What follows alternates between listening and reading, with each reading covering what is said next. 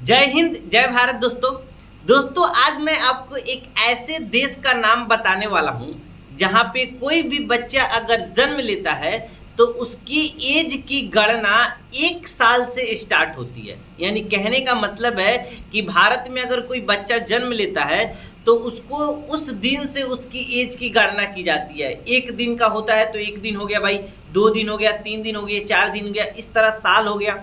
लेकिन विश्व में एक इकलौता ऐसा देश है जिसका नाम मैं आपको बताऊंगा। जब वहाँ बच्चा जन्म हो लेता है तो उस दिन ही उसकी एज की गणना 1 साल माना जाता है, और फिर वहाँ से फिर अगर 1 साल का बच्चा होगा तो फिर उसे 2 साल माना जाएगा।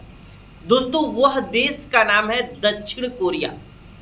दक्षिण कोरिया में पहले, अभी के से पहले कोई भी बच्चा अगर जन्म लेता था तो उसे 1 साल पहले ही मान लिया जाता था, क्योंकि उन लोगों का मानना था कि बच्चा 1 साल पहले यानी लगभग 9 महीने माँ के गर्भ में रहा है तो वो 1 साल के रूप में उसे काउंट करते थे। और फिर बच्चा जैसे जन्म लिया वहाँ से फिर उनकी दूसरी साल स्टार्ट होती थी।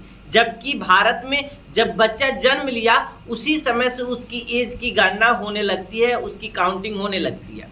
अब दक्षिण कोरिया भी अपने नियम में बदलाव किया है और नेशनल असेंबली दक्षिण कोरिया की संसद से ये कानून पास हो गया है कि अब वहाँ भी कोई बच्चा अगर जन्म लेता है तो जन्म के दिन से ही उसकी एज की गणना की जाएगी, न कि 1 साल जब जन्म लिया उसी समय माना जाएगा।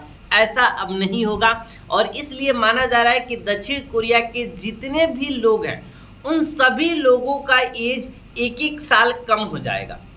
और इसलिए क्योंकि जब आज से ये कानून जब दक्षिण कोरिया में लागू होगा तो उन लोगों की जो जन्म है वो 1 साल बैक चली जाएगी। यानी जिसका जन्म होगा वो तो आज से ही काउंट किया जाएगा जैसे इंडिया में की जाती है, लेकिन दक्षिण कोरिया में जो ऑलरेडी 30 साल के हैं लेकिन उनकी 31 साल माना जाता है तो वो अब 30 साल के ही काउंट होंगे। यानी सबकी 1-1 साल एज दक्षिण कोरिया के लोग जो है उनके जो एज की गणना है वो 1 साल कम काउंट होने लगेंगे आज से।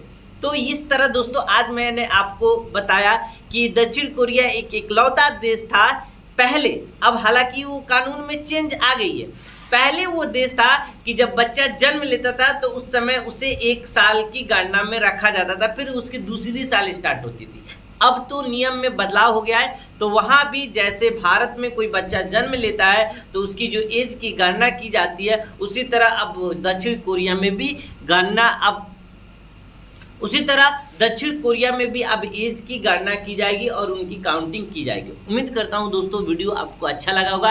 दोस्तों वीडियो अच्छा लगा है तो चैनल को सब्सक्राइब कीजिए, बेल आइकन को दबाइए, और ताकि आपको इसी तरह का वीडियो आपके पास सबसे पहले पहुंचता रहे। मिलते हैं दोस्तों नेक्स्ट वीडियो में, तब तक के लिए जय हिंद जय भारत।